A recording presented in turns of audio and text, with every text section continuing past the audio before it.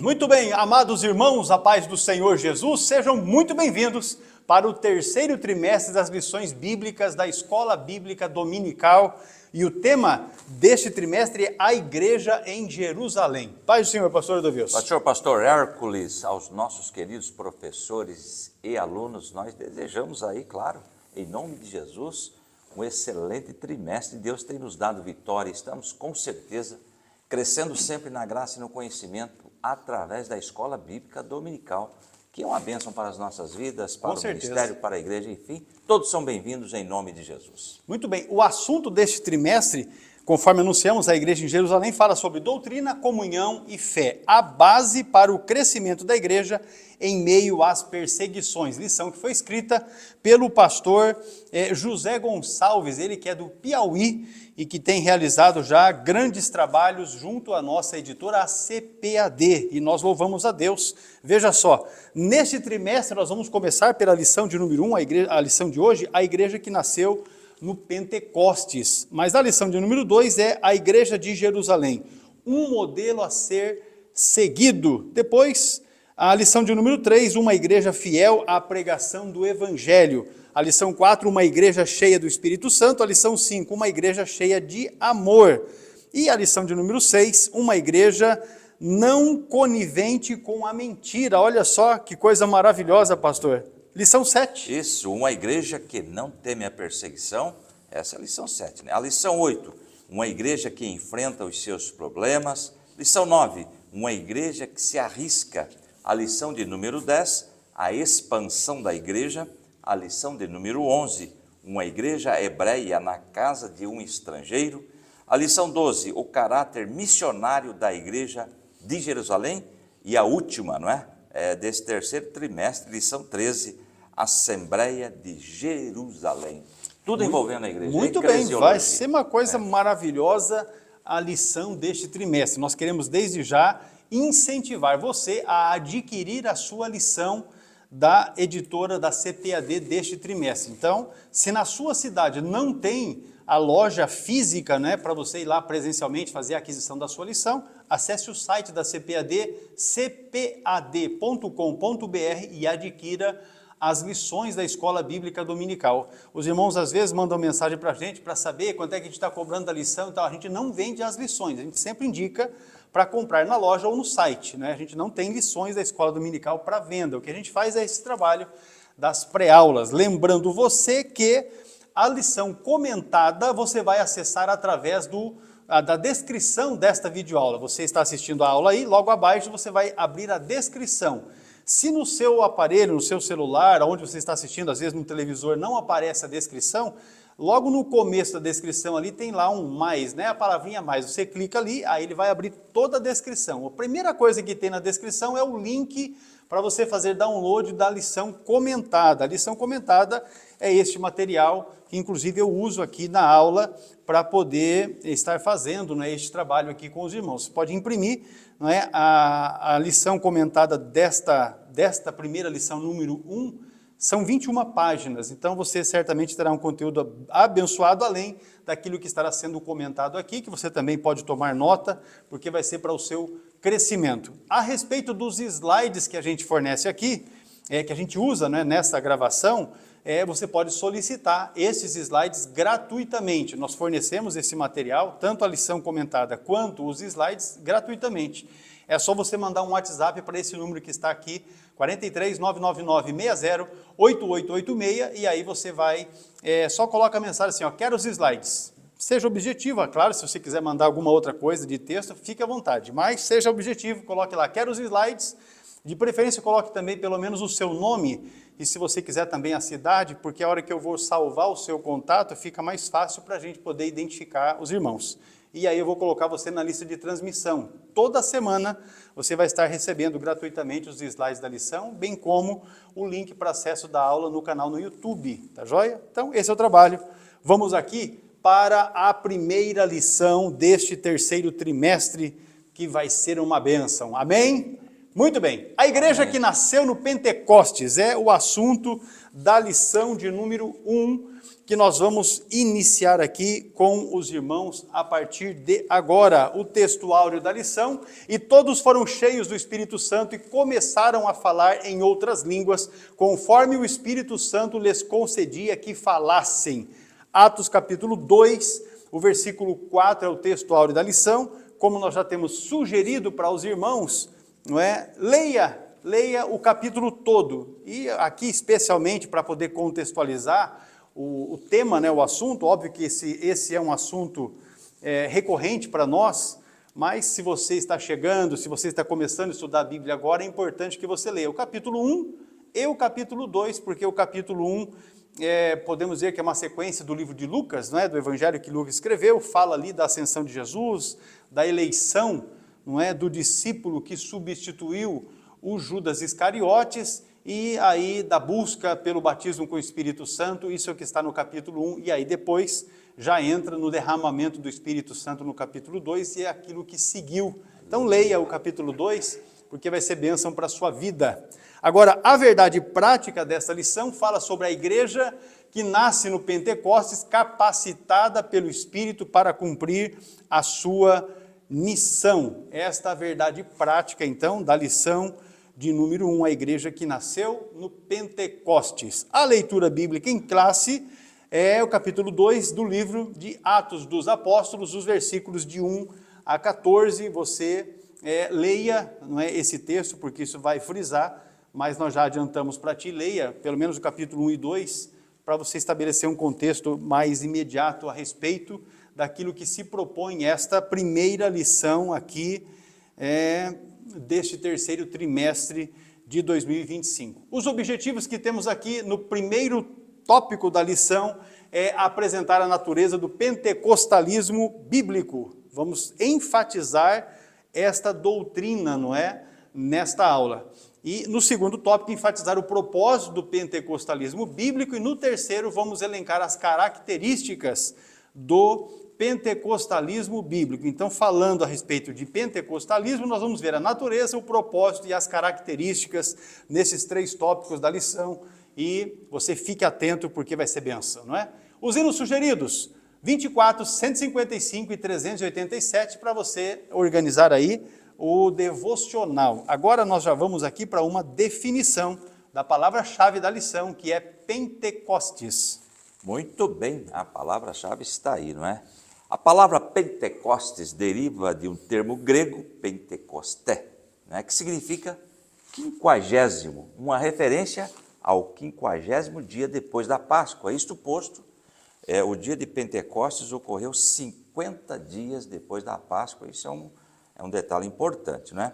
Também conhecida como festa da colheita, não é? No contexto judaico, Pentecostes também era uma festa da colheita, celebrando a entrega dos primeiros frutos da terra, ou primícias, que nós conhecemos, né? O dia de Pentecostes, marquei aqui para trazer para os irmãos, é uma celebração cristã que marca a descida do Espírito Santo sobre os apóstolos de Jesus, conforme descrito em Atos capítulo 2. É considerado o dia do nascimento da igreja e um momento crucial para a fé cristã, pois simboliza o poder e a capacitação para a evangelização. Então foi aí o momento da inauguração da igreja.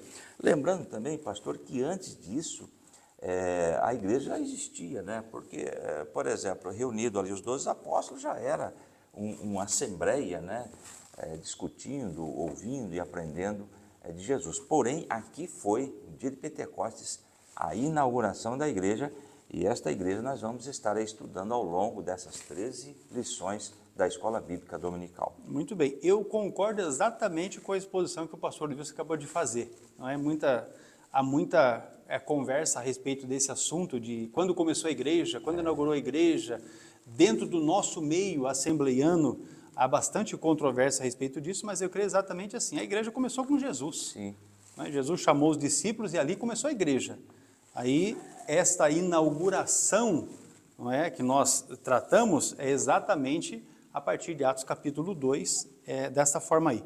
Veja só, no comentário adicional que você vai fazer download, nós temos um estudo sobre Pentecostes, sobre Joel capítulo 2, versículos 28 a 29, sobre estáticos, não é, que fala a respeito de manifestações estáticas, sobre aquilo que é tangível, e aí nós trouxemos os estudos complementares, com base no texto áureo, Atos 2 e 4, nós trouxemos também um conteúdo da declaração de fé das Assembleias de Deus, referente-se ao capítulo de número 19, sobre o batismo com o Espírito Santo, para que os irmãos entendam exatamente, a declaração de fé é este material que está aqui, agora, não é, neste ano de 2025, saiu a versão atualizada, foi feito alguns ajustes, então você deve adquirir, podendo, adquira, e nós trouxemos esse conteúdo daquilo que propõe a nossa declaração de fé a respeito desse assunto, sobre o batismo com o Espírito Santo, que é a ênfase desta primeira lição.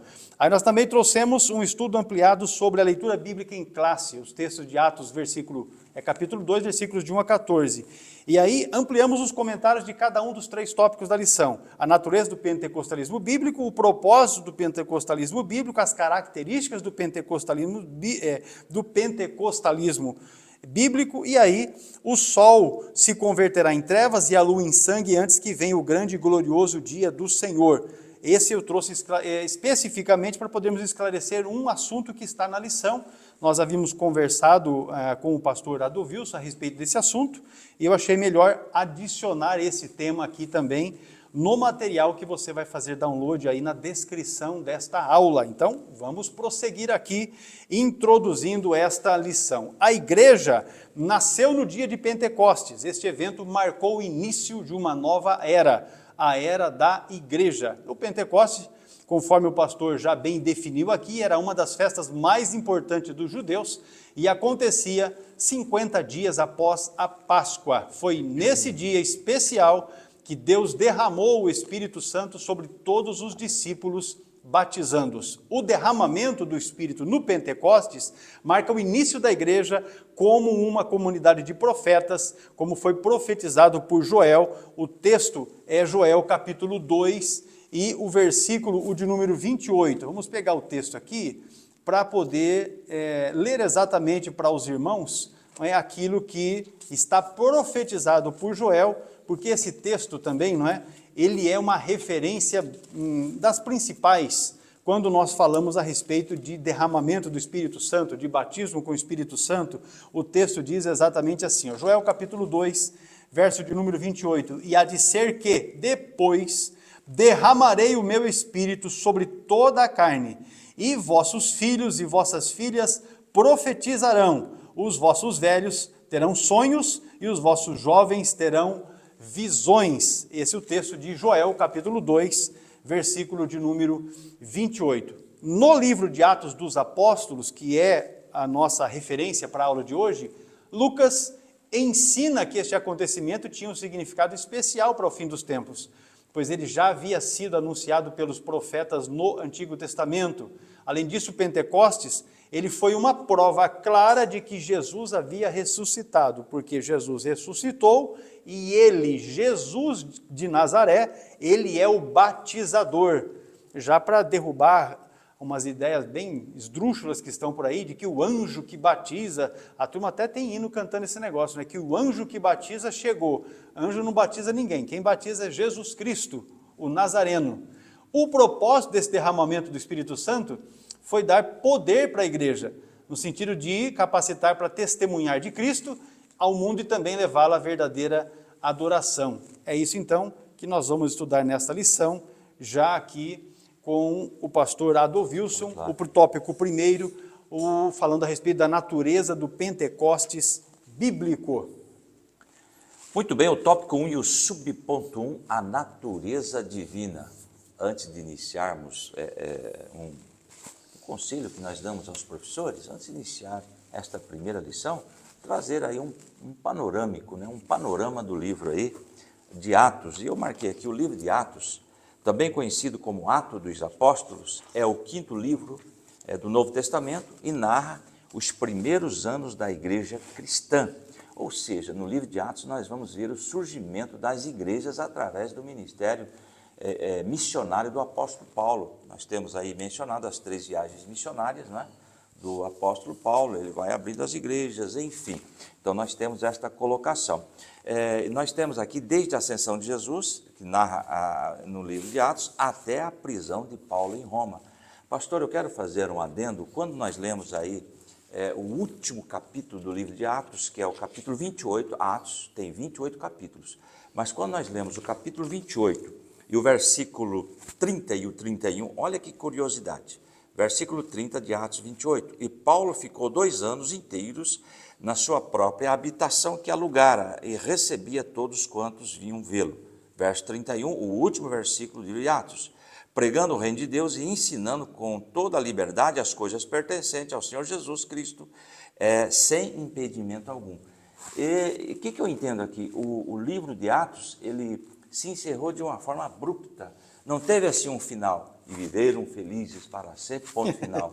O que eu aprendo com isso? Que o livro de Atos está sendo escrito há 2000 anos pela igreja ainda, pastor, porque a igreja está pregando, está levando o evangelho, claro que não entrarão no cânon, mas o livro de Atos ele fechou de uma maneira diferente, porque a igreja de hoje continua realizando a obra de Atos dos Apóstolos, alguns também falam sobre Atos do Espírito Santo, que está trabalhando através da igreja. Então isso é uma colocação muito interessante. Voltando aqui, que eu trouxe um adendo, é o relatório histórico e teológico que mostra a disseminação do cristianismo e a ação do Espírito Santo e a formação das primeiras comunidades cristãs.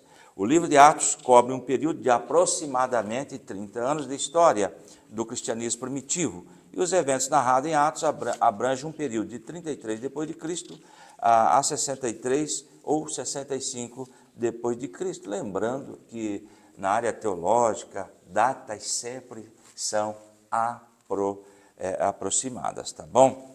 Veja bem, vamos aqui para o slide.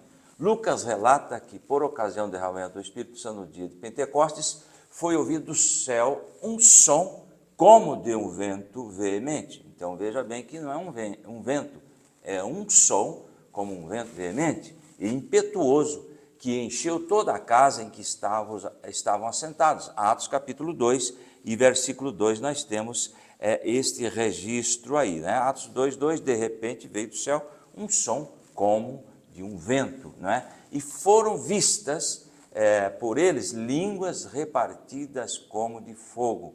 Então nós temos a primeira colocação, que eles ouviram e viram, Atos capítulo 2 e versículo 3, essa questão das línguas repartidas, né? Os estudiosos da Bíblia aplicam que estes sinais são manifestações da presença de Deus, chamadas aí de teofanias. Olha que coisa interessante. Eu trouxe aqui, pastor, no versículo 3 de Atos 2, né? Viram o que parecia línguas de fogo que se separaram e pousaram sobre cada um deles. Eu trouxe uma explicação, vento, não é? O vento era um símbolo familiar do Espírito Santo.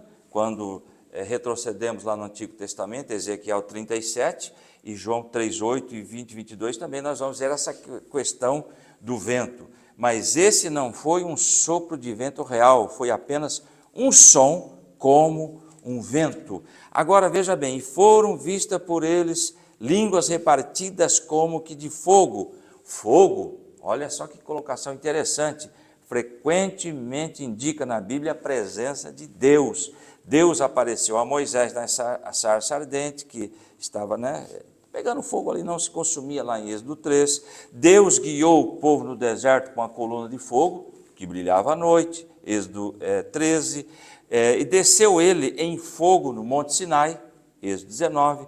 Deus enviou fogo para consumir a oferta de Elias no Monte Carmelo. Enfim, quando fala de fogo, nós falamos aí sobre a presença de Deus. E está escrito ali, presença de Deus, chamada de teofanias. Bom que o professor explique para a classe o que é teofania. Teofania é uma manifestação visível do próprio Deus no Antigo Testamento. A palavra teofania tem origem na combinação de duas palavras gregas, theos, que significa Deus, e phainen, que significa mostrar ou manifestar, ou seja, Deus se manifestando nesse contexto como fogo, né? E nós temos aí também, com relação a essa teofania, que é a manifestação de Deus, Êxodo 19:16, ao amanhecer do terceiro dia, trovões e raios, uma densa nuvem cobriu o monte e uma trombeta ressoou fortemente. Todos no acampamento tremeram de medo. Então veja bem este som, essa manifestação, esta teofania, né? Agora veja bem, no próximo slide ainda, pastor, continua falando sobre a natureza divina.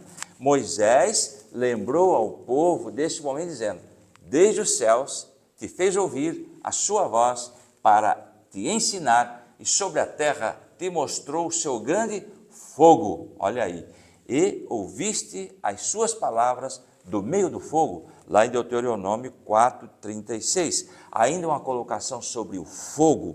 Fogo é símbolo da presença, do poder e da ação de Deus, além de simbolizar, além de ser símbolo de purificação, o julgamento e a ira também simboliza o julgamento e a ira do nosso Deus. O fogo pode ser visto como um sinal de aprovação divina, proteção, ou como um agente de transformação e juízo, dependendo do contexto desta manifestação. Portanto, quando viram línguas repartidas como de fogo, o foco ali é teofania, ou seja, está ali, claro, a presença de Deus neste momento glorioso, que foi o momento do Pentecostes, que é o assunto que nós vamos estudar, já estamos estudando, aliás, nesta pré-aula na lição de hoje. Muito bem, isso nós estamos falando a respeito da natureza do pentecostalismo bíblico. Agora, no subponto 2, fala de um evento paralelo ao Sinai. Assim como no Sinai, onde a presença de Deus se tornou real, como uma das experiências mais marcantes da história do antigo povo de Deus, de uma forma muito mais gloriosa e profunda, o Pentecostes marcou o encontro do Espírito de Deus com a igreja. Pentecostes, isso está destacado aí nos slides, não é? Pentecostes, portanto, é a experiência do Espírito Santo. Lá no Sinai, a letra da lei foi escrita em tábuas de pedra. Vamos para esse texto? Deuteronômio, capítulo de número 9, é o texto que nós temos aí, e o versículo 10 e o versículo também 11, Deuteronômio 9, 10 e 11, o texto diz assim, ó: E o Senhor me deu as 2 tábuas de pedra, escritas com o dedo de Deus, e nelas tinha escrito conforme todas as palavras que o Senhor tinha falado convosco no monte, do meio do fogo, no dia da consagração. Sucedeu, pois, que ao fim dos 40 dias e 40 noites, o Senhor me deu as 2 tábuas de pedra, as tábuas do concerto. Então, Deuteronômio está deixando bem claro que Deus, lá no Sinai, deu as leis escritas em tábuas de pedra. Agora, no Pentecostes, Atos capítulo de número 2, a palavra de Deus foi escrita nos corações. E aí, isso já é cumprimento, não é, da profecia de Jeremias. Se você avançar na sua leitura aí para o profeta Jeremias, o capítulo é o 31 e o versículo de número 33, ele diz exatamente assim, ó: Mas este é o concerto que farei com a casa de Israel depois daqueles dias, diz o Senhor.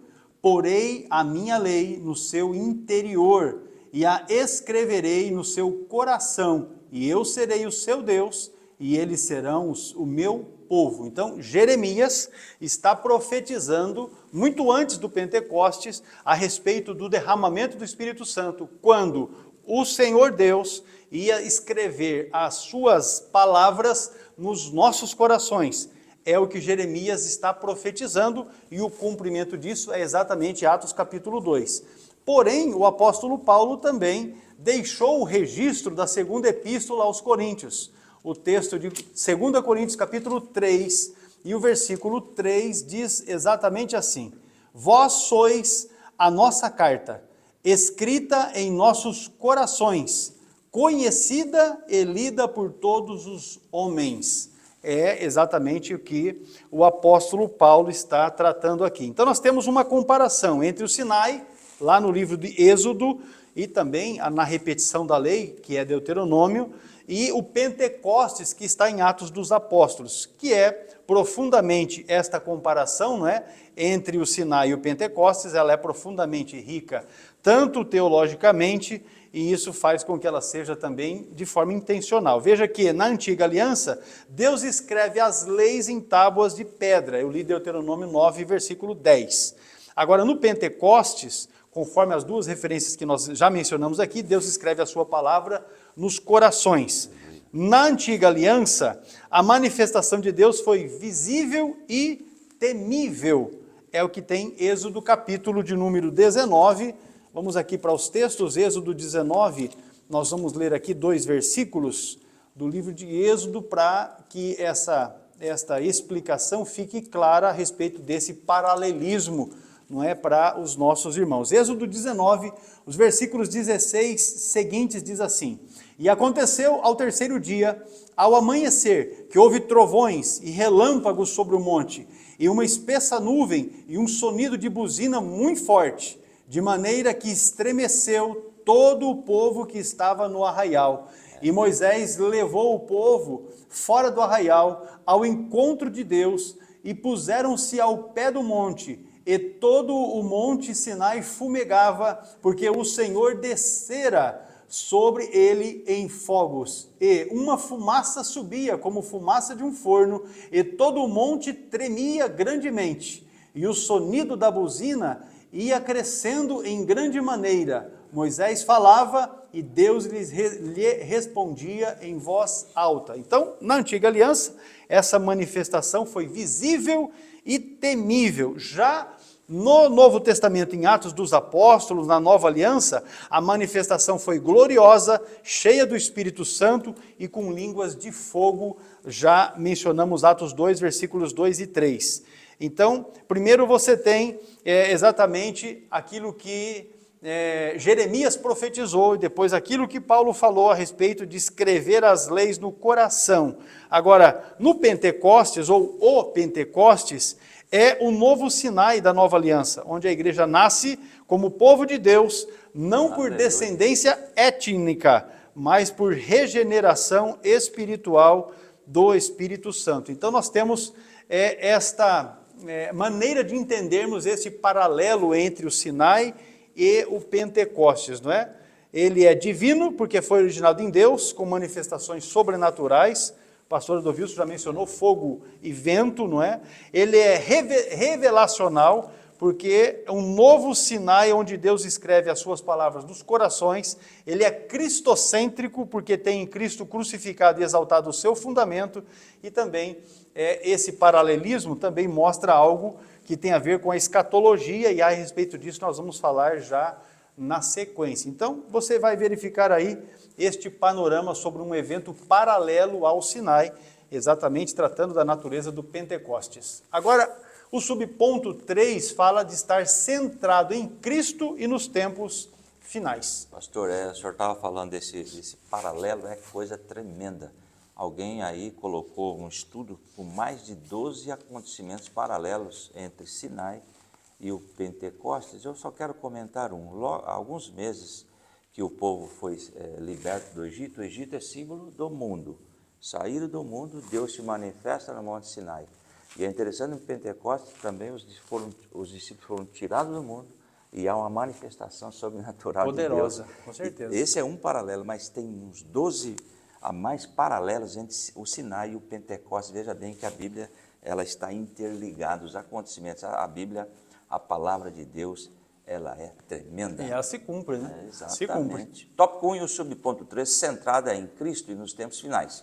Na sua pregação no dia de Pentecostes, Pedro deixou claro que esse evento estava totalmente ligado a Jesus.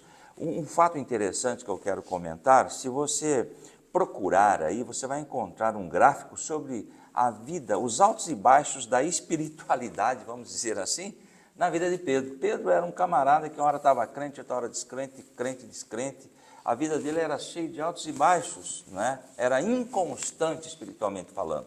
Mas no dia de Pentecostes, pastor, quando ele foi cheio do Espírito Santo, quando ele estava presente, aí ele estufa o peito, perde o medo dos judeus e começa a pregar a palavra de Deus com ousadia. É o que nós vamos ver adiante. este enchimento de poder para apregoar, para evangelizar o mundo. E o que aconteceu com Pedro, depois de Atos 2, foi tremendo, que ele começa a pregar aí, e quase 3.000 almas aceitam a fé em Cristo Jesus, a primeira pregação dele. E alguém disse que não aceitaram mais pessoas porque não tinha microfone na época, né? Aí também, vamos continuar aqui, ele mostrou que o derramamento, isso são palavras de Pedro, o derramamento do Espírito Santo estava diretamente relacionado à morte e ressurreição e ascensão de Jesus. Atos capítulo 2, aqui começa no versículo 23, mas eu quero começar Atos 2 e 22. Israelitas, ouçam estas palavras. Jesus de Nazaré foi aprovado por Deus diante de vocês por meio de milagres, maravilhas e sinais que Deus fez entre vocês por intermédio dele, como vocês mesmos sabem. E o versículo 23, este homem lhes foi entregue por propósito determinado e pré-conhecido de Deus, e vocês, com a ajuda de homens perversos, o mataram, pregando-o na cruz. E o versículo 24, mas Deus o ressuscitou dos mortos, rompendo os laços da morte, porque era impossível que a morte o retivesse. E nós temos aí também uma referência bíblica, Atos 2 e 32. Deus ressuscitou este Jesus e todos nós somos testemunha desse fato. E o versículo 33, exaltado à direita de Deus, ele recebeu do Pai o Espírito Santo prometido e derramou o que vocês agora veem e ouvem. Então veja bem, por que esses versículos? É o que está escrito aqui no próximo parágrafo. Isso significa que, embora o Pentecostes seja uma manifestação do Espírito Santo, ele também é cristocêntrico. Então veja bem que Pedro começa a mencionar a história de Jesus, porque sem cruz não existe Pentecostes, nós vamos ler aqui, não é? Também é cristocêntrico, ou seja, tem Cristo como seu centro. Sem a cruz de Cristo, o Pentecostes perderia o seu verdadeiro significado, pois não há Pentecostes sem cruz. E eu trouxe um adendo aqui, depois desse último parágrafo que o pastor deixou aí, bem frisado em amarelo. Isto posto, podemos afirmar que sem a cruz de Cristo, o Pentecostes como celebrado e entendido no cristianismo não existiria. A cruz é o evento central da fé cristã, e o Pentecostes que ocorre após a ascensão de Jesus é a concretização da promessa do Espírito Santo, intimamente ligada ao sacrifício de Cristo. Claro, Jesus foi crucificado, entregou o seu Espírito, foi assunto ao céu, e agora acontece o cumprimento da descida do Espírito Santo no dia de Pentecostes. Mas essa colocação é interessante, viu? Não há Pentecostes sem a cruz. Louvado seja o nome do Senhor. Continuando ainda, tópico 1 e o subponto 3, centrado em Cristo e nos tempos finais. Além disso, Pedro explicou que o Pentecostes foi o cumprimento da profecia de Joel. O pastor Hércules já leu esta profecia de Joel aí, tá certo? Mas também temos, pastor, Isaías, não está na lição, uma profecia sobre esse derramamento do Espírito Santo que nós encontramos em Isaías 44, verso 3. Pois derramarei água na terra sedenta e torrentes na terra seca. E olha o que diz, derramarei o meu espírito sobre a sua prole e minha bênção sobre os seus descendentes. Então veja bem, o cumprimento da palavra de Deus é impressionante. Eu digo para os alunos, vocês querem ficar mais crentes? Estudem as profecias, vejam o cumprimento das profecias. Profecias como essas aí foram mencionadas aí há 800 anos antes de Jesus. Veja bem, o nosso Deus vela pelo cumprimento da sua palavra. E temos também aí no nosso slide, não é? Quando Pedro usou a expressão nos últimos dias, não é? Lá no livro de Atos, capítulo 2, e versículo 17, que está escrito assim, nos últimos dias, diz Deus, derramarei do meu espírito sobre todos os povos, seus filhos e as suas filhas profetizarão, e os jovens terão visões, e os velhos terão sonhos. Está escrito aqui na nossa lição, ele mostrou que esse evento tinha um significado escatológico, ou para os últimos eventos, não é? Os últimos acontecimentos, escatologia. Ou seja, estava ligado ao plano de Deus para os tempos finais. Nós aprendemos aqui, pastor, que nos últimos dias, portanto, o derramamento do Espírito Santo iniciou aí os últimos dias da história da humanidade. Então, nós temos aí 2000 anos já vivendo os últimos dias da história da redenção humana. Muito bem, deixa eu só passar aqui para os irmãos, essa informação está no material que você vai fazer download. Pedro, ele interpreta, na verdade, assim, se você pegar para estudar essa pregação, não é, de Pedro aí em Atos capítulo de número 2, os versículos 14 até o fim, você vai verificar que o que Pedro faz é uma pregação cristocêntrica, tendo Jesus como o centro de tudo. Ele faz uma exposição bem clara a respeito, não é, da história do povo, da maneira como rejeitaram Jesus, da maneira como mataram Jesus, da sua ressurreição, todo o plano de Deus com Jesus, ele apresenta nessa mensagem aí que ele pregou a partir do versículo 14. Você pode se deter nisso posteriormente. Mas ele interpreta o Pentecoste como um cumprimento da profecia de Joel capítulo 2, versículo 28, que nós já lemos. E também ele apresenta, não é, como o Pentecostes como sendo o início desses últimos dias, que está em Atos 2,17, não é? Ou seja, ele fala de um tempo escatológico para a igreja que antecede o dia do Senhor. A respeito do dia do Senhor, nós vamos ainda tratar disso. Os últimos dias não se referem apenas ao fim do mundo, mas a um período iniciado com a ressurreição de Cristo e marcado pela presença do Espírito Santo na igreja. O Pentecostes, ele inaugura a era em que todos os salvos, independentemente da idade, da classe social, podem ser cheios do Espírito Santo. Atos 2, versículos 17 já foi lido, e o 18, que diz assim, e também do meu Espírito derramarei sobre os meus servos, ou seja, em minhas servas. Então é para crentes, não é para incrédulos, né? Naqueles dias e profetizarão. Derramamento do Espírito Santo é para crente.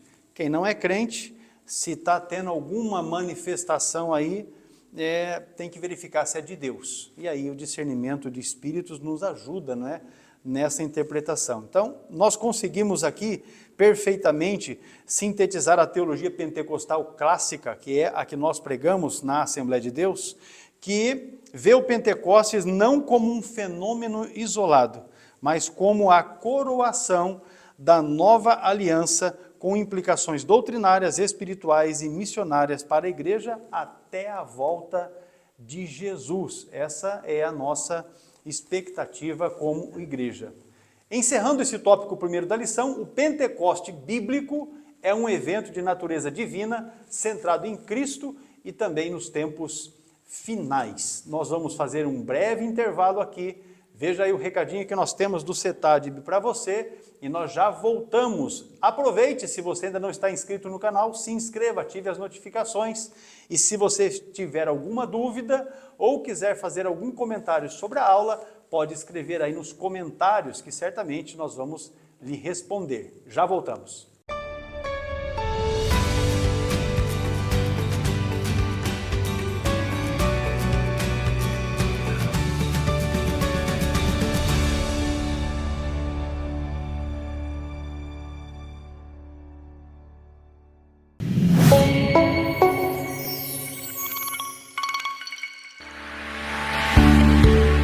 Bem-vindos ao mundo do conhecimento e crescimento espiritual. Temos o prazer de oferecer uma ampla variedade de cursos destinados a fortalecer a sua fé, aprofundar o entendimento bíblico e equipar você para um ministério significativo. Nossos cursos são uma jornada de aprendizado e descoberta que transformará sua vida e capacitará você para servir com excelência. O Superbox Aplicação Ministerial são 7 cursos para aqueles que desejam se aprofundar no estudo das Escrituras e aprimorar suas habilidades de pregação e ministério. Este box é a chave para desbloquear seu potencial como líder espiritual. Nossa missão é fornecer um aprendizado enriquecedor, onde a palavra de Deus é a base de cada lição. Junte-se a nós nesta jornada de crescimento espiritual e transformação pessoal. Este é o momento de se capacitar, crescer e impactar o mundo ao seu redor.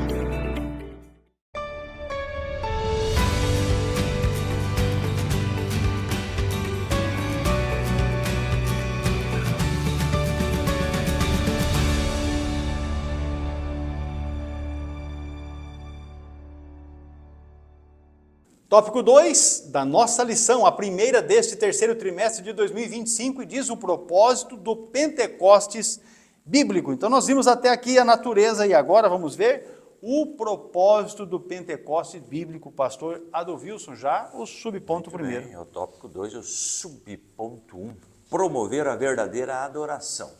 As manifestações externas, como o som, que nós vimos aí, ou o vento e o fogo ocorridas no Pentecostes, prendem a nossa atenção. Contudo, não podemos perder de vista, queridos, que o Pentecostes produz internamente na vida do crente, ou seja, uma transformação, né? E um dos propósitos marcantes do Pentecostes em Jerusalém foi promover a verdadeira adoração. Olha esse versículo, vamos ler. Atos 2:11. Tanto judeus como convertidos ao judaísmo, cretenses e árabes, nós os ouvimos declarar as maravilhas de Deus em nossa própria língua. O objetivo do Pentecostes, exaltar, glorificar, magnificar a Deus. Está escrito aí, promover a verdadeira adoração. Aí nós chegamos a uma conclusão que está distorcido essa questão aí, o que é Pentecostes hoje, Igreja Pentecostal.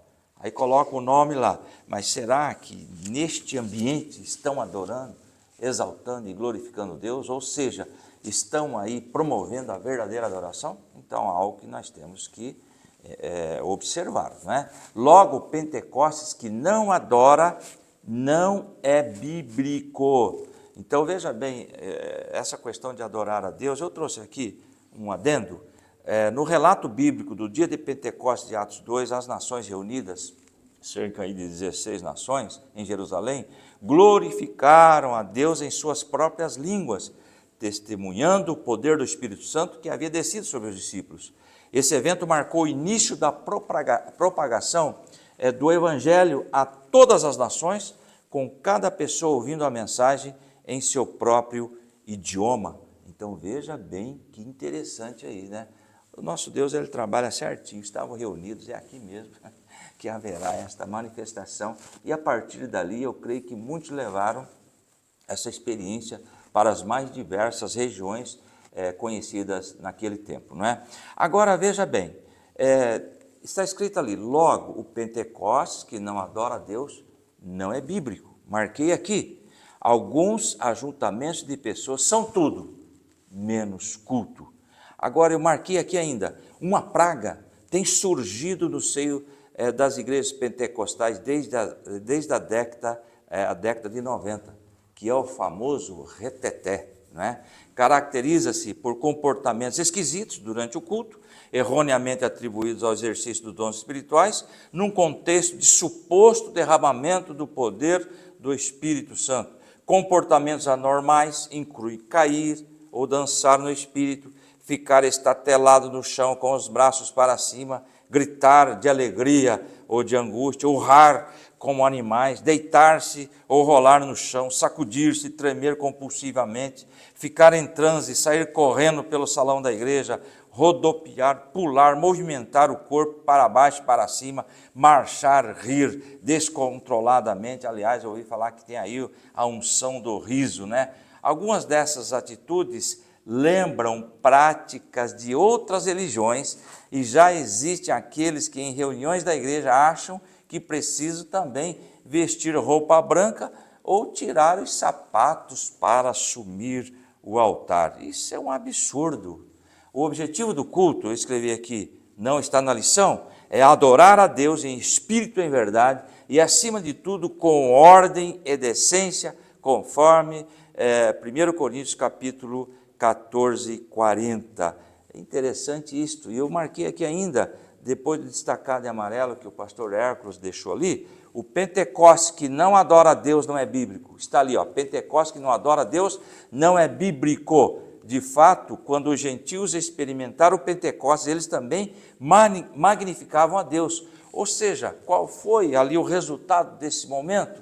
Glorificavam, exaltavam a Deus. Esse é o foco.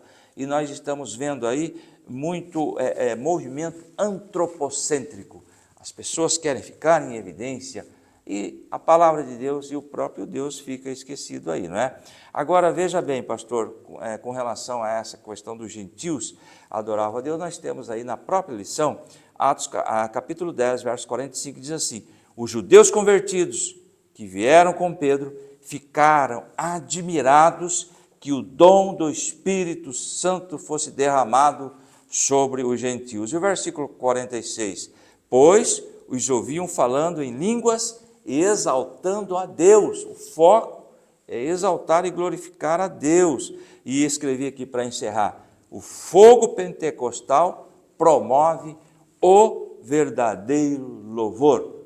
E se fizermos uma análise em alguns segmentos, esse negócio está contrariando o foco que é o Pentecostes real. Qual é o objetivo disto? Qual é a razão da descida do Espírito Santo? Da mesma forma, o apóstolo Paulo diz que um crente pentecostal cheio do Espírito Santo dá bem às graças, lá em 1 Coríntios 14, 17. Pode ser que você esteja dando graças, muito bem, mas o outro não é edificado. O que significa isso? Em 1 Coríntios 14, 17, não temos a lição, mas eu trouxe aqui, dar bem graças refere-se ao ato de expressar gratidão a Deus de forma eficaz e proveitosa, especialmente a usar o dom de línguas de maneira que edifique a igreja e não apenas o próprio orador. Portanto, escrevi aqui, dar bem graças em 1 Coríntios 14, 17 significa agradecer a Deus de forma que seja edificante e compreensível para todos os presentes, não apenas para o indivíduo que está falando. Isso implica em buscar a interpretação das línguas para que a igreja possa participar da gratidão e ser abençoada por ela, ou usar outros dons, como a profecia, que é mais eficaz para a edificação da igreja. E uma observação: o verdadeiro pentecostalismo fundamentado é uma experiência pessoal e direta com Deus, e enfatiza a glorificação do Senhor através da oração e manifestação do Espírito Santo. Quando esses elementos estão ausentes, a reunião pode se tornar vazia de significado e reduzir-se a um mero espetáculo, sem o impacto transformador esperado em um culto genuinamente pentecostal. É o que nós estamos vendo. Aliás, temos aí uma referência de 1 Coríntios 14 e 17, mas ali, pastor, eu falo para os alunos que poucos são os líderes de igreja que fazem um estudo ali exaustivo de 1 Coríntios 14, porque ali vai regulamentar, vai normatizar algumas coisas que estão acontecendo aí, não é? 1 Coríntios 14 retrata que havia um conflitozinho na igreja com relação ao dom de profetizar com o dom de línguas. Exatamente. Na interpretação ou sem interpretação. E Paulo, no texto, ele esclarece como as coisas devem funcionar na igreja, para que tenha ordem e decência. Ordem e decência, aliás, na igreja de Corinto, em 1 Coríntios 1:7, todos os dons estavam disponíveis, mas eles não estavam sabendo lidar com isso, estavam à balbúrdia. Aí nós temos a Paulo entrando com esta carta para colocar ordem na casa, né? O fogo pentecostal promove o verdadeiro louvor. Muito bem. Fogo pentecostal não tem a ver com alguma bagunça que a gente percebe, especialmente em cultos que são transmitidos, não é, através das redes sociais, que a turma, meu Deus do céu, parece que estão possessos de espíritos que não são, né, que não é, na verdade, o Espírito de Deus, e se contorcem, correm e pulam. Esses dias eu vi um que disse que estava cheio do Espírito Santo, ele agarrou o púlpito assim, levantou para cima e tal, o outro subiu na coluna que tinha no meio da igreja e escalou a coluna no meio da igreja. Então isso não tem a ver com fogo pentecostal, não é? O verdadeiro Pentecoste leva o crente a exaltar, engrandecer e honrar a Deus, não a si mesmo e nem o dom. Agora, a teologia da adoração pentecostal, ela não se trata apenas de cânticos ou música, mas de uma vida tocada pelo Espírito, em que palavras, obras ou dons, ou seja, em que tudo glorifica a Deus. Aleluia. Se não glorifica a Deus, foge desse Pentecoste, porque esse Pentecoste é um negócio forjado, não é? Não tem de Deus. O Pentecoste bíblico, ele produz uma igreja adoradora, que responde às manifestações de Deus. Primeiro, com reverência, com gratidão e com exaltação. Se não tem isso, olha, tem que analisar bem, porque pode ser qualquer outra coisa, menos Pentecostes bíblico. Vamos então aqui para o subponto 2, poder para testemunhar. Então nós estamos falando a respeito do propósito do Pentecoste bíblico. Exato. Ou seja, para que, na verdade, o batismo com o Espírito Santo? Isso já traz diretamente à nossa lembrança uma referência, não é, ao texto de Atos, capítulo 1 e o versículo 8, quando o Senhor diz: mas recebereis a virtude, o poder do Espírito Santo que há de vir sobre vós, e ser-me-eis testemunhas, tanto em Jerusalém, como em toda a Judéia e Samaria, e até os confins da terra. Ou seja, Jesus prometeu que haveria poder. Poder para quê? Para ser testemunha, é o que trata esse subponto 2. Poder para testemunhar. O Pentecostes, você vai lendo o livro de Atos dos Apóstolos, não é? Você vai ter essa compreensão exata, ele tem a dimensão também escatológica, porque ele aconteceu antes de chegar o grande e glorioso dia do Senhor, Atos capítulo 2 e o versículo 20. Vamos ler o texto? Atos 2 e 20 diz assim, ó: o sol se converterá em trevas e a lua em sangue, antes de chegar o grande e glorioso dia do Senhor.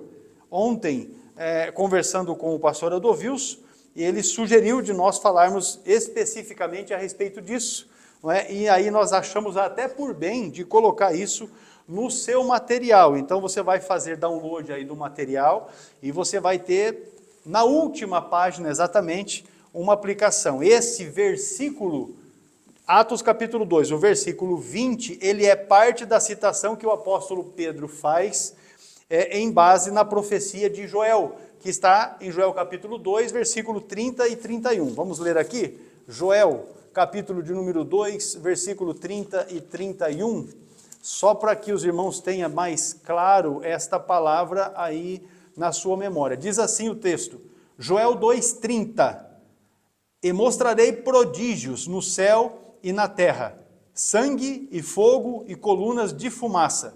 31, o sol se converterá em trevas e a lua em sangue, antes que venha o grande e terrível dia do Senhor. Então vamos lá para os irmãos poderem entender isso. Durante o sermão que o apóstolo Pedro prega no dia de Pentecostes, ele falou exatamente isso aí: o sol se converterá em trevas, a lua em sangue, antes que venha o grande e glorioso dia do Senhor, Atos 2 e 20. Para compreender este período da história, porque a grande questão aqui é, quando é o dia do Senhor? Em que ponto da história será o dia do Senhor? Não é? Então, para compreender este período da história, Pedro está se referindo, e aí é necessário a gente estar fazendo uma análise bíblica desse texto especificamente. Pedro está explicando o derramamento do Espírito Santo, que já começa ali a partir do versículo de número 17, nós já lemos a referência aqui, não é? E ele está falando do derramamento do Espírito Santo sobre os discípulos, que ocorreu em Atos capítulo 2, versículo de número 4. Referindo-se a isso, ele diz assim no verso de número 16, mas isto é o que foi dito pelo profeta Joel. E aí ele vai falar a respeito daquilo que Joel estava profetizando. Então Pedro entende que o início do cumprimento da profecia de Joel, que nós lemos aqui, estava se manifestando ali mesmo. Foi a compreensão de Pedro. Naquele momento, o derramamento do Espírito Santo era o início do cumprimento, ou seja, desse dia do Senhor. Porque às vezes a gente fala dia do Senhor, alguém já faz, o dia do Senhor é um dia de 24 horas. Não, o dia do Senhor, na verdade, é uma sequência de fatos que acontecerão, não é? E aí ele está dizendo, olha, a partir daqui, a partir do derramamento do Espírito Santo, começou esse dia do Senhor. E aí os cumprimentos vão se desdobrar. 2000 anos. A história está, conforme o pastor Adovils disse na introdução, Atos dos Apóstolos não acabou lá no capítulo 28. Atos dos Apóstolos continua sendo escrito pela igreja atualmente. Então você vai verificar os elementos cósmicos que é descrito na profecia de Joel. O sol em trevas, a lua em sangue, não ocorreram naquela ocasião, o que nos conduz ao entendimento de que Pedro, na verdade, está citando uma profecia com cumprimento. Aí entenda, primeiro, cumprimento parcial e imediato. O Espírito Santo foi derramado, essa parte já se cumpriu. E aí ele está falando também de um cumprimento pleno que vai acontecer no futuro. Aí é escatologia. E se você quer se aprofundar sobre o assunto da escatologia, este aqui é o livro do nosso curso, Perguntas Escatológicas. Pastor Ciro Zibordi, ele apresenta o plano escatológico pré-tribulacionista e pré-milênio, não é? Neste material que você pode adquirir no CETADB. Você tem aí na descrição também como você pode adquirir este material. Mas, vamos lá. Qual período é esse? O dia do Senhor. Não é? Vamos aqui, você tem um material para download. Cumprimento inaugurado em Pentecostes, Atos capítulo 2. O início da era da igreja foi marcada pelo derramamento do Espírito Santo e cumpre a primeira parte da profecia de Joel. O foco de Pedro é mostrar que o Espírito já estava sendo derramado sobre toda a carne, conforme Joel havia profetizado. Este é o cumprimento inaugural. Agora, a respeito do cumprimento futuro, o escatológico, aí nós estamos falando sobre o período da tribulação e da vinda de Jesus em poder e grande glória, quando ele virá ao final do período tribulacional. Não é? E aí nós vamos verificar os sinais cósmicos, sol em trevas, lua em sangue, são recorrentes, na verdade, em passagens escatológicas. Onde é que nós temos isso? Joel capítulo 2, versículo 31, que eu já li, Mateus capítulo 24 e o versículo 29, vamos aqui para Mateus 24 e 29, eu quero ler o texto para os irmãos, para que isso fique bem fixado aí para ti.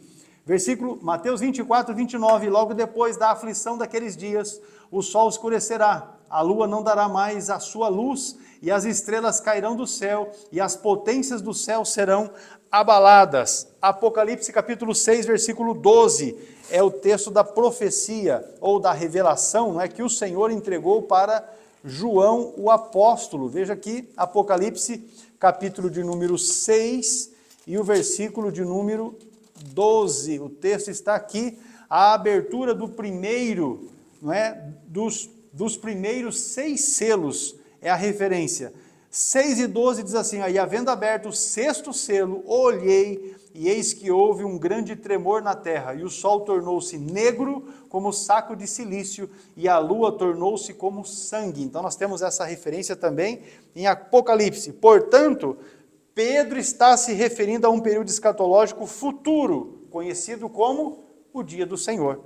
Entendeu como é? Isso inclui o período da grande tribulação, os juízos divinos que virão sobre a terra, e aí nós temos a abertura dos selos, para os irmãos poderem ler a partir de Apocalipse capítulo 6, e também, e principalmente, a segunda vinda de Jesus Cristo em poder e grande glória. Concluindo então, falando da nossa base pentecostal, que é pré-tribulacionista, não é? Pedro, inspirado pelo Espírito Santo, ele está apontando para o início do cumprimento da profecia, exatamente no Pentecostes, mas falando da plenitude do cumprimento da profecia e dos sinais que estão descritos aqui e referindo-se que esse pertence ao futuro, no período da tribulação e antes da manifestação visível do Senhor, em poder e grande glória. Para encerrar, Atos capítulo 2, 20 antecipa eventos escatológicos que ainda ocorrerão. Quais são eles? Os juízos cósmicos antes da vinda e da volta, né, de Jesus Cristo, enquanto confirma que a era do Espírito Santo já havia começado. Você pode fazer download a respeito desse tema, o estudo está aí para você poder fixar melhor esta conceituação. No entanto, esta realidade dos últimos tempos não significa que a igreja deve ter uma visão escapista, no sentido de tentar se esquivar da responsabilidade que é qual? Anunciar o Evangelho. Nós não temos a obrigação de converter ninguém, nós temos que pregar o Evangelho, testemunhar a respeito do Evangelho, porque quem faz a obra é o Espírito Santo. Aleluia. Nós não temos nem a condição de fugirmos desse mundo a qualquer custo, das realidades que estão postas aí, e que, especialmente nos nossos dias, estão assim bem aguçadas, não é? O Pentecostes, ele foi dado para que os crentes, ou não foi dado para que os crentes se isolassem, mas para que eles fossem capacitados a testemunhar e viver no mundo até a volta de Cristo. Essa finalidade, uma delas, não é? Do porquê o Espírito Santo foi derramado sobre a igreja. A igreja, então, deve aguardar com esperança, mas também deve cumprir a sua missão até o fim. E o fim desta missão é anunciar o Evangelho, até que Jesus venha para buscar um povo seu, santo, zeloso de boas obras, arrebatar a igreja, não é? Para cumprir esta missão, a igreja necessita de poder para testemunhar. Eu já me referi ao texto de Atos capítulo 1 e o versículo de número 8, mas recebereis poder que há de vir sobre vós, não é? Atos capítulo 1 e versículo 28, mas também nós podemos destacar aqui Lucas 24 e o versículo de número 49, quando o Senhor diz bem assim, ó, e eis que sobre vós envio a promessa de meu Pai, ficai, porém, na cidade de Jerusalém, até que do alto sejais revestidos de poder. Jesus está se referindo à promessa que foi feita pelo Pai, e essa promessa foi exatamente através de Joel.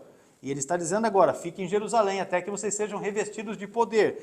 E os discípulos, então, foram para buscar exatamente isso, e aguardar o revestimento de poder que aconteceu em Atos capítulo 2. Então, de fato, nós entendemos que este derramamento com condicionamento para que a igreja potentemente pregue o Evangelho, anuncie o Evangelho, faça a obra de testemunhar a respeito do Evangelho, ela inicia com o derramamento do Espírito no Pentecoste, Atos capítulo de número 2, mas tem a partir daí os seus desdobramentos. Veja Atos capítulo 4, o versículo 33 diz, e os apóstolos davam com grande poder testemunho da ressurreição do Senhor Jesus, e em todos eles havia abundante graça. Quem esteve conosco no estudo da lição do trimestre segundo, viu nas últimas lições justamente os discípulos ali reunidos em uma casa, onde não tem condições de precisar, não é essa casa, mas amedrontados. Agora não, agora você vê a referência aqui de Atos 4:33. Os mesmos apóstolos davam com grande poder testemunho da ressurreição do Senhor Jesus, e em todos eles havia abundante graça. Então, o Espírito Santo faz toda a diferença no testemunhar a respeito do Evangelho. Encerrando, então, esse tópico segundo aqui da nossa lição, olha, no estudo que você tem aí para download, tem muita coisa aqui que eu não vou mencionar, porque se nós formos mencionar tudo aqui, a aula vai para tempo demais, não é? Mas você veja assim, ó, o modelo de Atos dos Apóstolos na plenitude do testemunho, Atos 2, os apóstolos, os discípulos cheios do Espírito Santo, em Atos 3, a cura do coxo em nome de Jesus, em Atos capítulo 4, proclamando a ressurreição, e a referência principal é essa que nós mencionamos, Atos 4:33. Então, o propósito do Pentecostes bíblico é promover a verdadeira adoração e capacitar os crentes para testemunhar. Vamos para um último intervalo. Retornando, nós vamos falar sobre as características do Pentecostes bíblico, que você não perca. Vamos falar a respeito do batismo com o Espírito Santo, da centralidade, não é, da necessidade do batismo, e a respeito da teologia deste batismo com o Espírito Santo, conforme nós cremos na Assembleia de Deus. Já voltamos, se inscreva no canal, ative as notificações e não perca a continuidade da aula.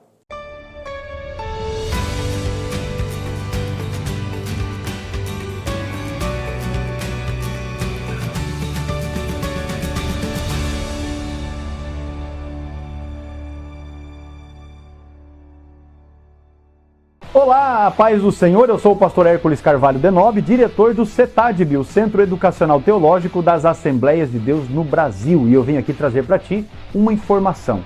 Os irmãos entram em contato conosco e perguntam, pastor, como eu faço para iniciar a minha formação teológica através do CETADB? Isso é muito fácil, eu quero dizer que você precisa rapidamente iniciar o seu curso teológico através do CETADB, porque com isso você vai enriquecer o seu conhecimento. Você vai potencializar o seu aprendizado bíblico e teológico através dos 17 módulos que compõem a grade curricular do nosso curso. Isso quer dizer que, ao concluir os 17 livros que você estará estudando através do CETAD, você receberá um certificado reconhecido pela CGADB, a Convenção Geral das Assembleias de Deus no Brasil, com 1.020 horas aula de carga horária. Olha que bênção aquilo que você vai adquirir através do estudo sistemático dos módulos que nós oferecemos e também da assistência às videoaulas que são disponibilizadas para a sua formação teológica e educacional. Vem conosco aprender a palavra de Deus.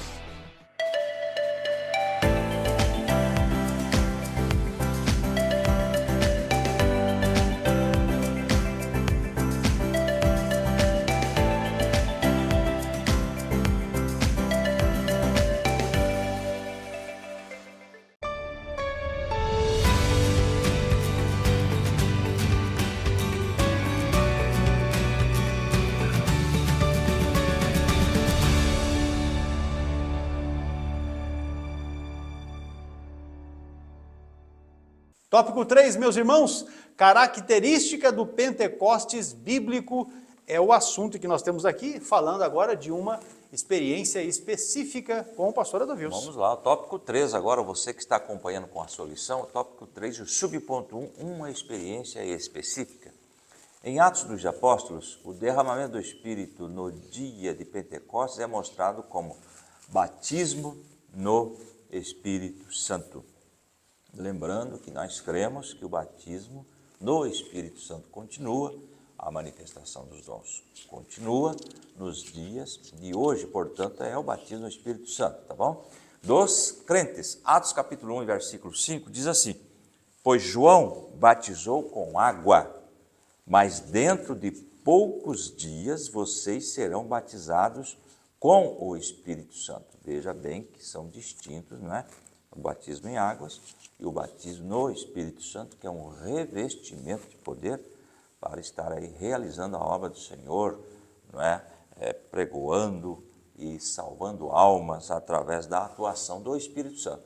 Atos 1,8 diz lá: mas receberão poder, não é? Quando o Espírito Santo descer sobre vocês, e serão, depois desse recebimento de poder, desse revestimento de poder, aí sim serão minhas testemunhas.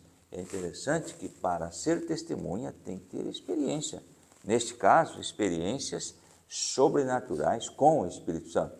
Aí fora, para você servir de testemunha, você tem que ter visto, ouvido alguma coisa para ser arrolado como testemunha. E aqui está escrito assim, olha, vocês serão minhas testemunhas. Depois do batismo do Espírito Santo, depois dessa experiência sobre-humana, sobrenatural, com Deus, serão minhas testemunhas em Jerusalém, toda a Judéia, Samaria e até os confins da terra.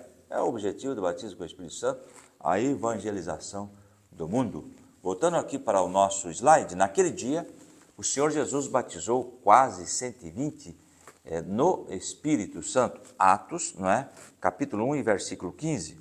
Naqueles dias, Pedro levantou-se entre os irmãos um grupo de cerca de 120 pessoas, lembrando que Jesus, em 1 Coríntios 15:6, apareceu para mais ou menos 500 irmãos, só 120 perseveravam aí e receberam a bênção. Os outros aí, os 380, foram cuidar da vida, falaram que esse negócio aí não vai acontecer não, mas quem persevera aí recebe a recompensa, não é? E também temos um outro texto aí, Atos capítulo, 2 e 4, né? Isso, Atos 2 e 4, todos ficaram cheios do Espírito Santo e começaram a falar noutras línguas conforme o Espírito os capacitava. Veja bem que é algo espiritual, sobrenatural. Porque está escrito aqui, cheios do Espírito Santo e começavam a falar em outras línguas, conforme o Espírito os capacitava. Portanto, uma intervenção espiritual, sobre-humana, sobrenatural aconteceu neste momento. Essas pessoas já eram regeneradas, isto é, salvas. Vamos entender isso, meus irmãos. Quem recebeu o Espírito Santo? Vamos lá, João 15:3. Vocês já estão limpos pela palavra que lhes tenho falado. Ou seja, isso aconteceu anterior ao Pentecostes.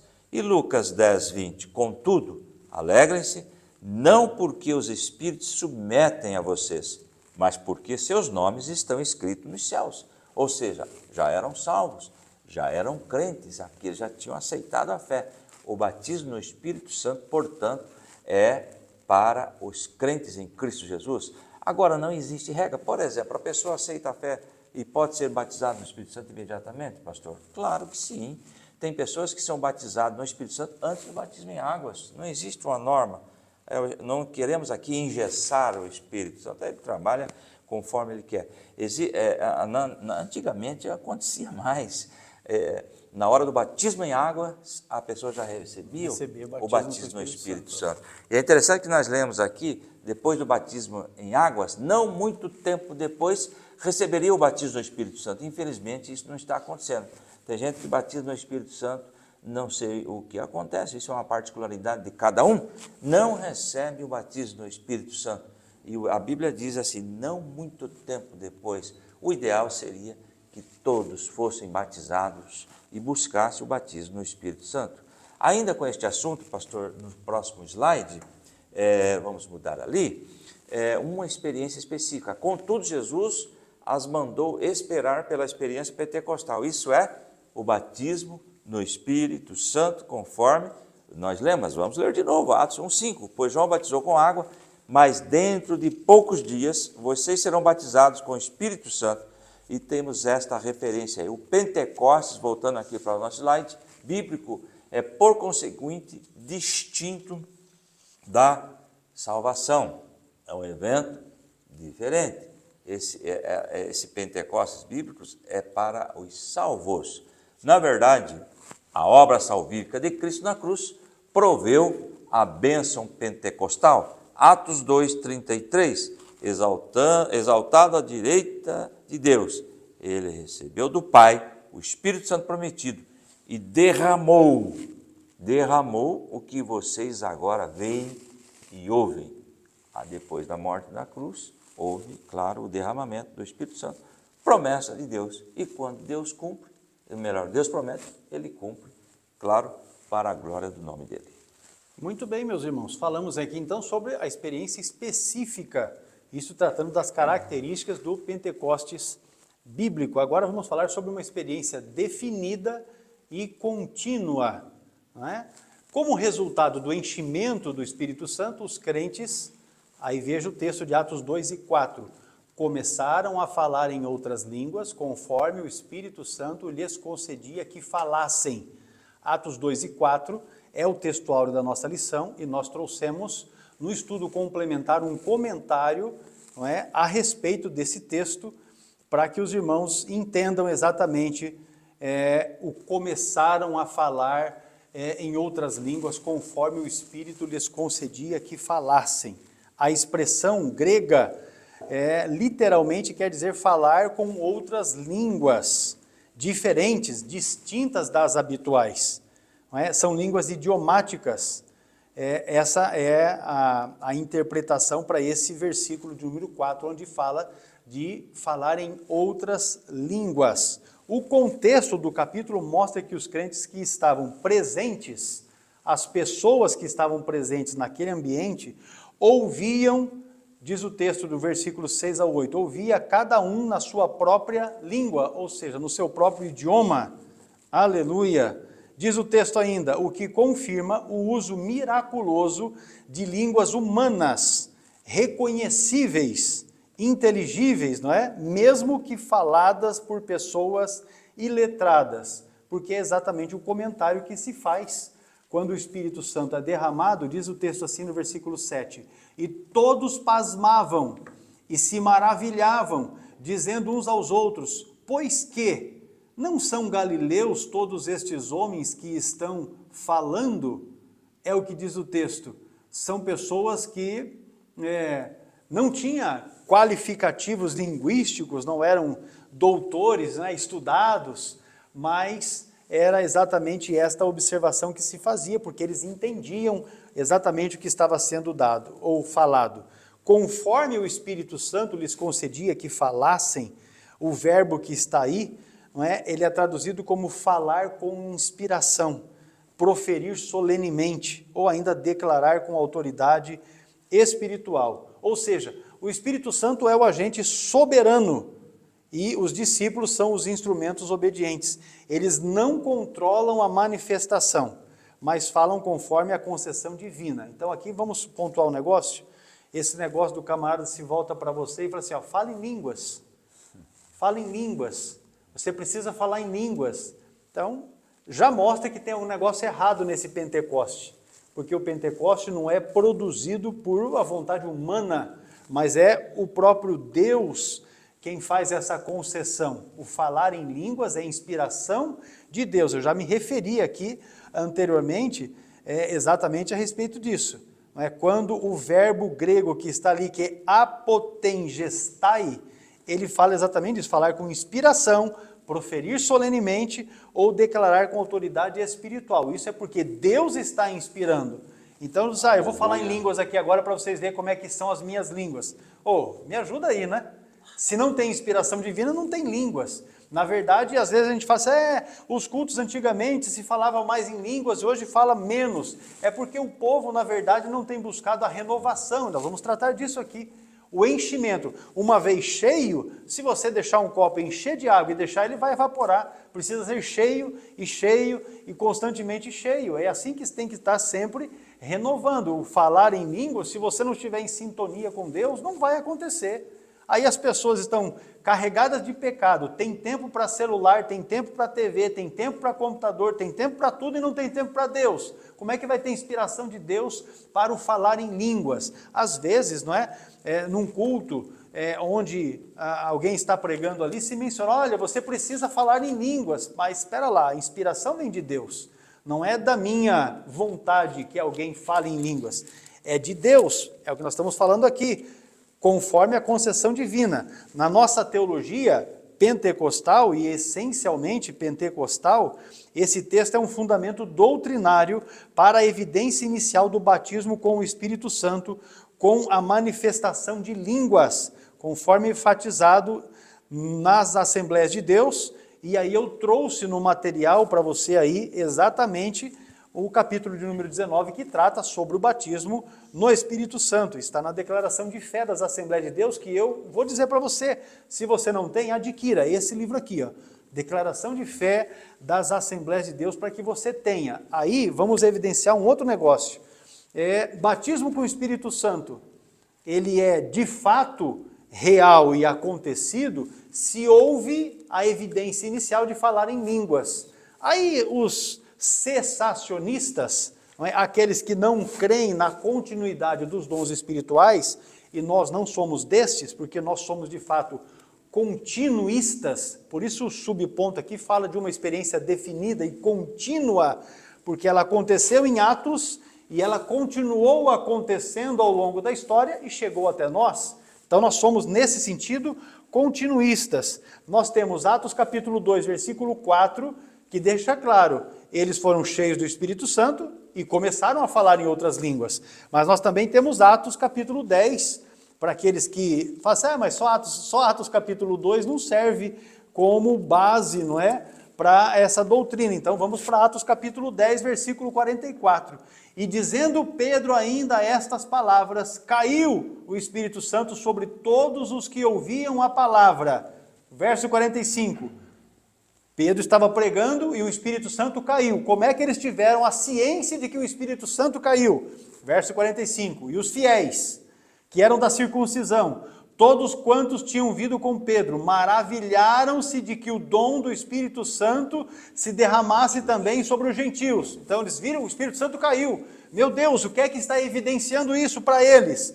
Verso 46. Porque os ouviam falar em línguas e a magnificar a Deus. Então está evidente, Atos 2 e versículo 4, Atos 10, versículos de número 44 até o versículo 46, mas se não bastasse esse, porque às vezes o cara fala, mas duas referências só não servem, então vamos para a terceira, Atos capítulo 19 e o versículo de número 6, diz assim o texto, e os que ouviram foram batizados em nome do Senhor Jesus nas águas. O contexto aqui de Atos 19, 5 é esse. Os que ouviram a pregação foram batizados, não é? Nas águas. Aí diz o versículo 6, e impondo-lhes Paulo as mãos, veio sobre eles o Espírito Santo, e falavam línguas e profetizavam. Então aqui, meus irmãos, nesta experiência, Paulo pregou, as pessoas se converteram e ele batizou eles nas águas. Aí, quando ele impôs as mãos, aqueles foram cheios do Espírito Santo e passaram a falar em línguas. Então está muito evidente, no contexto do livro de Atos dos Apóstolos, que o testemunho físico, visível, de que alguém está batizado com o Espírito Santo, inicialmente é falar em línguas estranhas. Se não tem línguas estranhas, tem alguma outra coisa lá, mas não é batismo com o Espírito Santo. Então, a evidência inicial é exatamente falar em línguas. Isso é evidência clara. Nós citamos aqui esses 3 versículos. Agora, pelo fato de ser definida e contínua, ela é definida por quê? É uma experiência clara, audível e marcante. Os 3 episódios que eu mencionei aqui deixam isso muito claro para nós. Clara, visível, não é? E também audível, por isso marcante na vida daqueles que receberam. Contínua, e aí por isso fica evidente que nós somos continuistas, porque é também uma ação contínua. O crente pode e deve buscar novos enchimentos do Espírito Santo. Paulo aos Efésios, e Efésios era uma referência no ministério de Paulo, era uma base, né, missionária de Paulo. Ele fala para os crentes lá, para que eles fossem cheios do Espírito, mas se enchessem cada dia mais, não se embriagassem no vinho, mas que se enchessem do Espírito. Então enche hoje, enche amanhã, enche depois de amanhã, cada dia cheio. Então quando você se reunir com outros crentes cheios, sabe o que vai acontecer? Um verdadeiro culto pentecostal. Haverá línguas, haverá interpretação, haverá profecia, haverá manifestação dos dons espirituais, haverá verdadeira adoração, que nós já tratamos aqui nesta lição de hoje. Enfim, aí sim você vai ter a essência de um culto verdadeiramente pentecostal. A palavra será pregada e as almas que estarão ali, que ainda não são fiéis ao Senhor, desejarão se converter ao Senhor. Agora, quando o negócio vira uma balbúrdia, pode ter certeza que as pessoas não vão querer estar no meio da bagunça. O batismo é único, mas os enchimentos são repetidos. A vida cheia do Espírito é renovada continuamente. De que forma? Por meio da oração, na adoração e também no serviço. Deixa eu voltar aqui para Atos 4. Atos capítulo 4, e o versículo de número 31, diz o texto assim, ó, e tendo eles orado, moveu-se o lugar em que estavam reunidos, e todos foram cheios do Espírito Santo, e anunciavam com ousadia a palavra de Deus. Quem é que foi cheio do Espírito Santo? Aqueles que anteriormente já haviam sido batizados, em Atos capítulo 2. Agora eles estavam no lugar, oraram, o lugar se moveu e todos foram cheios novamente do Espírito Santo. Entendeu como é?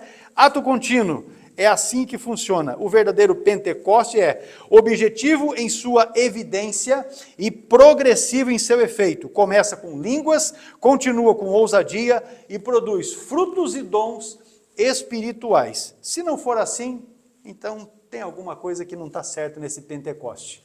A Escritura é clara em mostrar que a evidência inicial do batismo pentecostal foi exatamente os crentes falarem em outras línguas. Não há dúvida de que os outros resultados ou evidências do batismo com o Espírito Santo se seguem.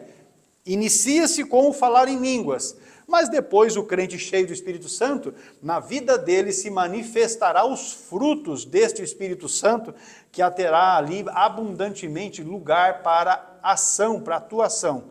Contudo, meus irmãos, na sua lição está aí, foi o falar em línguas, não foi o sentir uma grande alegria, ou mesmo um amor afetuoso demonstrado por eles, que deixou os crentes judeus convencidos de que os gentios haviam recebido o batismo com o Espírito Santo. E eu mencionei já aqui o texto de Atos 10, li do versículo 44 ao 46, porque exatamente quando eles viram, ouviram e viram que o Espírito Santo havia caído sobre os gentios, eles ficaram maravilhados, porque exatamente viam eles falar em línguas e também glorificar a Deus. Muito bem, agora nós vamos para o subponto 3, com o pastor Adalvilson, as línguas e o amor. Muito bem. A evidência física inicial ou sinal do batismo do Espírito Santo foi o falar em outras línguas. Comentários sobre essa parte aí. Eu trouxe aqui o sinal como evidência do batismo do Espírito Santo. Reiteramos que, não obstante esse ponto ser alvo de controvérsia, até mesmo entre alguns poucos grupos pentecostais, a visão bíblica sobre o assunto nos parece clara.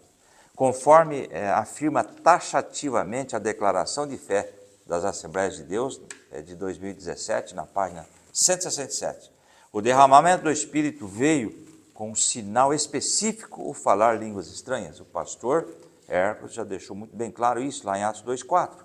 Essa experiência repete-se na vida da igreja, Atos 10,46 e 19,6. Isso porque a experiência pentecostal não ficou restrita ao dia de Pentecostes. Ela acontece no cotidiano da igreja de Cristo, na terra, ao longo dos séculos, conforme a promessa divina, Atos 2 e 39. Lendo aqui o segundo parágrafo no nosso slide, não foi uma grande alegria ou um amor afetuoso que evidenciaram o batismo no Espírito Santo. O que nós entendemos aqui? Eu marquei aqui, não está na lição. Alegria intensa e grande amor, embora sejam sentimentos positivos, não são por si só sinais definitivos do batismo com o Espírito Santo. O batismo no Espírito Santo é uma experiência espiritual que pode trazer alegria e amor, mas também se manifesta de outras formas, como poder para o testemunho, serviço e capacidade de falar em línguas. Porque tem gente, pastor, tive uma alegria muito grande, eu me senti muito bem, olha, eu creio que eu fui batizado no Espírito Santo, senti um amor. Não, o batismo no Espírito Santo é evidenciado com o falar em línguas. Não existe outra maneira. Tem pessoas que chegaram em mim, pastor, eu pulei, eu gritei, e será que eu fui batizado? A irmã falou em línguas estranhas. Não, então, não foi batizada no Espírito Santo. Então nós temos que entender esta diferença. Alegria e amor são frutos aí do Espírito Santo. E nós temos aí a colocação em Romanos capítulo 5, verso 5, né, que diz lá, com relação a isto, diz assim: a esperança não nos decepciona, porque o Deus derramou o seu amor em nossos corações por meio do Espírito Santo que Ele nos concedeu. Então tem que tomar cuidado, muita gente pensa, fui batizado, falou em línguas estranhas? Não. Lembrando, pastor, através do Espírito Santo agora, que línguas estranhas têm 3 origens. Pode ser humana, tem gente que imita. Pode ser diabólica, tem gente falando em alguns grupos por aí afora, línguas estranhas que não pertencem, é uma língua estranha mesmo, que não vem de Deus. Muito estranho. De origem diabólica. E claro, tem a origem divina, a origem do Espírito Santo. Então tem que tomar cuidado, aí entra o discernimento de espírito, principalmente para a liderança da igreja, para comprovar se a fonte realmente é de Deus. O apóstolo escreveu para uma igreja pentecostal, não é? E o amor aparece aqui como uma evidência de enchimento, mas, ou melhor, parece aqui não como uma evidência, de enchimento, mas de crescimento e maturidade espiritual. Tomamos cuidado aí com relação a isso para falar, você foi batizado, você foi batizada. Se não falar em línguas estranhas, é bíblico, não foi batizado no Espírito Santo. Muito bem, batismo é evidência inicial de falar em línguas. Aí amor é fruto do Espírito, e fruto do Espírito, todo crente que aceitou Jesus, nós já estudamos isso na lição passada, né, do 2º trimestre, todo crente que aceita Jesus, o Espírito Santo passa a morar nele. E se o Espírito Santo passou a morar na vida de alguém, ele vai começar a produzir os frutos de Gálatas 5, ali a partir do versículo de número 22. Vai produzir fruto, vai frutificar, mas isso não quer dizer batismo. Batismo é evidência de falar em línguas estranhas. E aqui eu quero acrescentar um outro detalhe. Não há como um obreiro ser consagrado se ele não é batizado com o Espírito Santo. Não é? Vamos deixar isso bem claro, porque isso também é a doutrina pentecostal da nossa gloriosa Assembleia de Deus.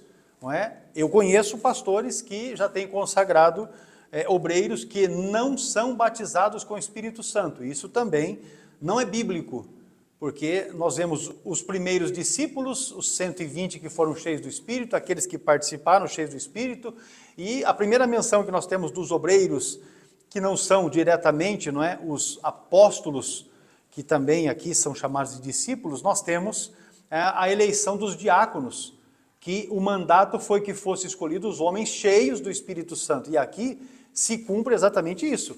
Tem que ser batizado com o Espírito Santo, porque se não for batizado com o Espírito Santo, não serve para ser obreiro. Vai auxiliar? Amém, mas tem que buscar batismo com o Espírito Santo. E muitas vezes o crente não é batizado com o Espírito Santo porque também se acomodou, não busca mais, não é? A evidência inicial do batismo no Espírito Santo não foi o amor, foi falar em línguas. Aí fica isso muito claro. Então, na nossa teologia pentecostal, as línguas são o sinal inicial físico, objetivo e universal dos batismos no Espírito Santo. Não tem batismo de outra forma que não tenha o falar em línguas, pelo menos a Bíblia, já mencionei os versículos aqui, deixa isso claro. O amor é o fruto esperado na vida do crente que é cheio do Espírito Santo porque passou a ser habitado pelo Espírito.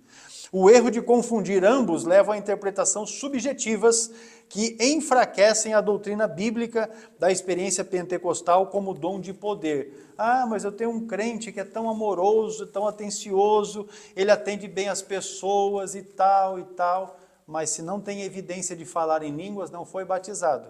E aí acaba se constituindo numa falha consagrar o tal como obreiro, porque é necessário que fale em línguas. Paulo escreveu aos coríntios, que eram pentecostais, e aí você pode ler os versículos 12, 13 e 14, porque no capítulo 12 ele fala sobre os dons espirituais, no capítulo 13 ele fala sobre o amor, e no capítulo 14 ele fala sobre o dom de profecia e o dom de línguas com interpretação. Então, nesses 3 capítulos, ele está falando para uma igreja que era pentecostal, e ali ele aproveitou para corrigir abusos, mas sem negar os dons espirituais. Antes, ele, o apóstolo Paulo, os orienta sobre o uso correto, com amor, com decência e com ordem, porque certamente havia uma bagunça na igreja. Era pentecostal? Era.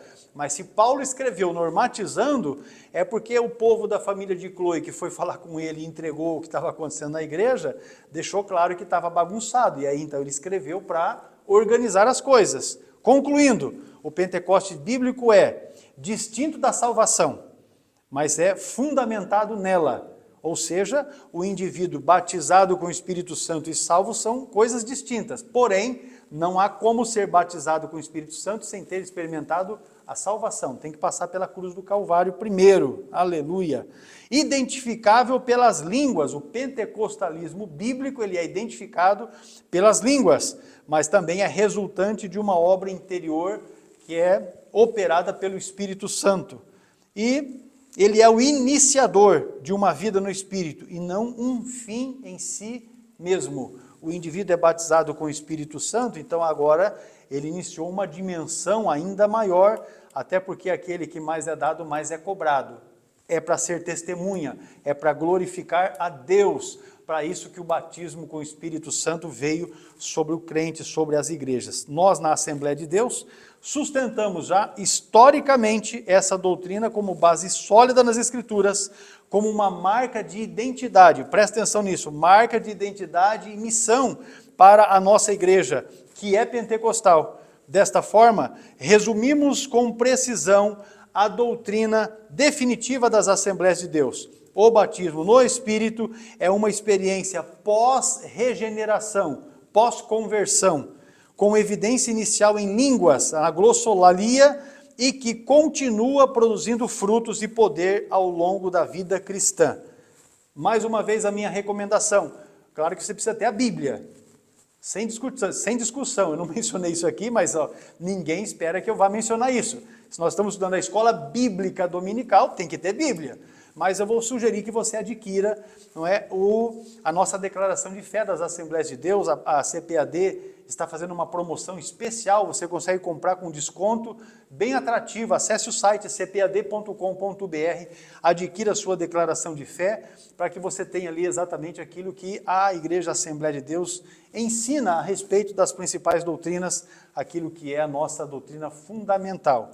E nós falamos a respeito do tema dos cumprimentos, disso que está em Atos capítulo 2, no que diz respeito a futuro, e aí se você quer aprofundar o seu conhecimento escatológico, então o curso de perguntas escatológicas do CETADB você pode adquirir conosco. Pode chamar no WhatsApp e a gente vai te orientar como você adquirir o curso, ou você pode colocar no comentário aí que você quer adquirir o curso e nós vamos também passar orientação para ti. O Pentecoste bíblico ele é caracterizado por uma experiência definida e contínua, na qual as línguas são a evidência inicial do enchimento do Espírito. Agora sim, com o pastor Adilson, a conclusão desta primeira lição, e é o terceiro trimestre. Mais uma vez, seja muito bem-vindo. Vamos juntos estudarmos aqui essas 13 lições deste terceiro trimestre, deste ano abençoado que o Senhor fez, 2025. Muito bem, como vimos, o Pentecostes marcou o início da era da igreja. Jesus agora, glorificado, batizou os crentes no Espírito Santo, Atos capítulo 2, verso 4. E o Espírito Santo os inseriu no corpo de Cristo, que é a igreja, 1 Coríntios 12 e 13, cujo nascedouro foi no Pentecostes. Esse evento é essencial porque mostrou que Deus deseja uma igreja capacitada para cumprir sua missão, que é pregar o Evangelho ao mundo, tanto por palavras quanto por ações. No entanto, essa missão só pode ser realizada com êxito pelo poder do Espírito Santo. Glória a Deus, com isso encerramos aqui a nossa lição, a de número 1. Queremos exaltar a Deus e também bendizer ao Senhor pela sua vida. Você, irmão, irmã, aluno da Escola Bíblica Dominical, professor da Escola Bíblica Dominical, superintendente da Escola Bíblica Dominical aí na sua cidade, na sua igreja. Que Deus continue abençoando a sua vida, continue perseverando em conhecer ao Senhor, em buscar conhecimento do Senhor, porque quando você conhece mais, você consegue defender com mais clareza e com mais facilidade aquilo que você crê. E aí, estudando mais, obviamente, se você é professor, a sua aula será mais atrativa. Se você é um aluno, você vai potencializar o seu aprendizado e a sua compreensão a respeito das doutrinas bíblicas que nós estamos enfatizando aqui já há bastante tempo, não é? E engrandecer ao Senhor. Deus abençoe você, a sua casa, a sua família, o seu ministério, o seu trabalho, que em tudo o nome maravilhoso de Jesus seja exaltado na sua vida. Amém. A paz do Senhor a todos, Deus abençoe. É a primeira de 13 pré-aulas. Esteja conosco para a glória do nome do Senhor. E até a próxima, querendo Deus, e Ele quer, em nome de Jesus. Amém.